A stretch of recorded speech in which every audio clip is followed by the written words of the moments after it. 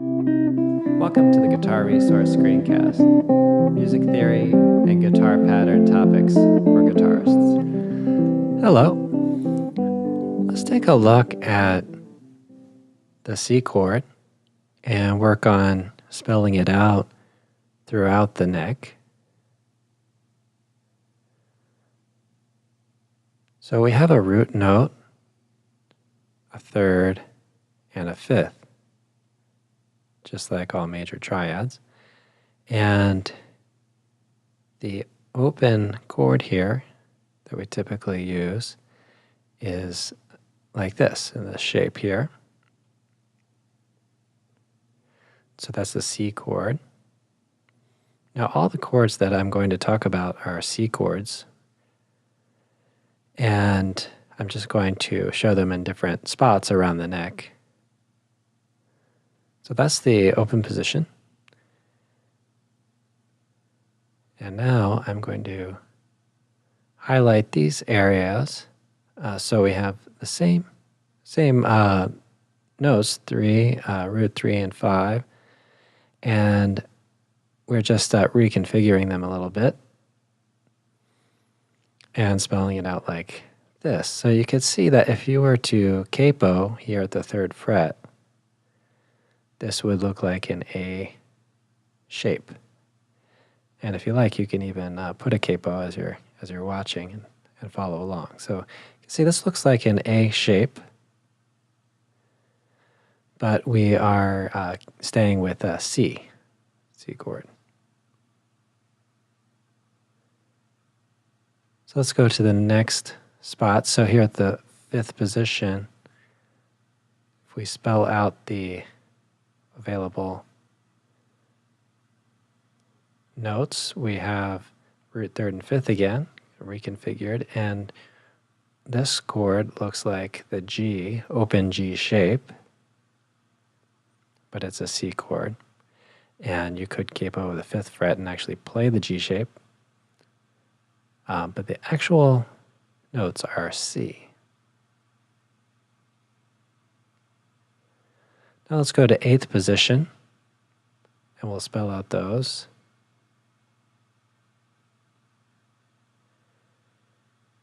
And so at the 8th position, if you were to put a capo here, this would look like an E chord.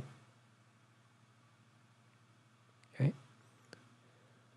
But we have a C. And this, all these chords are actually playable without capos, so you could play this as a bar chord as well.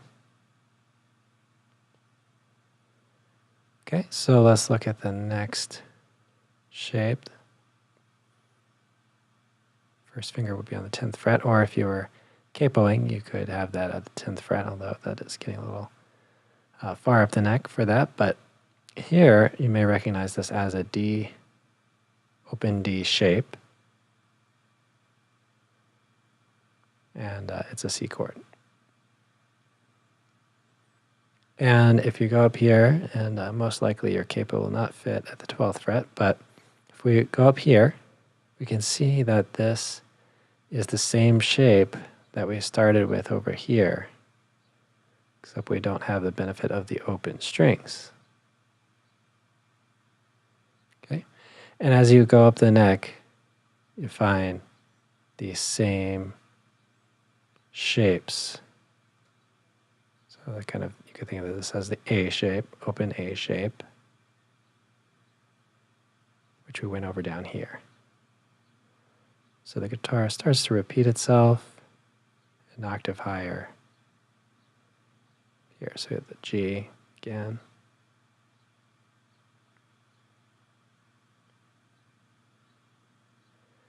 And then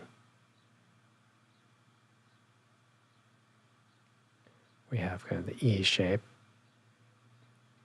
which without a capo is a little more like the F kind of bar shape. But with the capo, you could see that this would be kind of an E shape. So sometimes this way of looking at things causes a lot of confusion because we're saying that this chord is A shape, but it's not actually A. We're comparing it to the A shape that it would be kind of open position playing here. So we'll go back to C. So I just switched over to A there. And then this shape, which looks like the G shape, so I'll just press G here. It will shift us down to the G. Would be similar in shape to the G, and it is relatively similar. So we'll go back to the C. And then you see we have this kind of E shape. And so if I actually move it to E, you'll see that we shifted down. We have this E shape.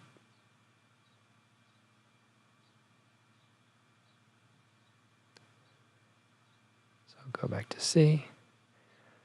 And so here, you can see we have the D shape, but this is in C. So if I shift that open note to the open D, then you can see that that's your familiar D shape.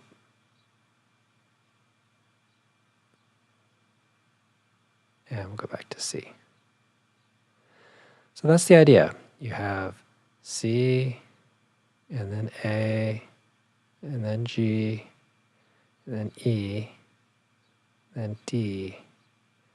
And those are kind of the 5 positions that you can work with.